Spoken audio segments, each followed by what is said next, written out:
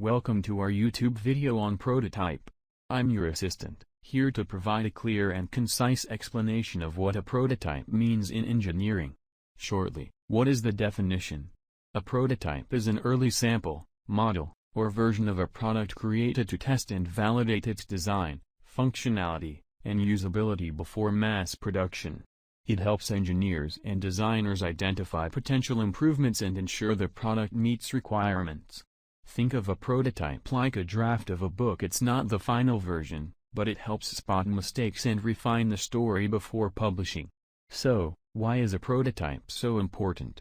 Because it reduces risks, saves costs by catching issues early, supports innovation, and ensures that the final product aligns with customer expectations. Thank you for watching. Stay tuned for more insightful videos. Get more at www.suppliersplatform.com.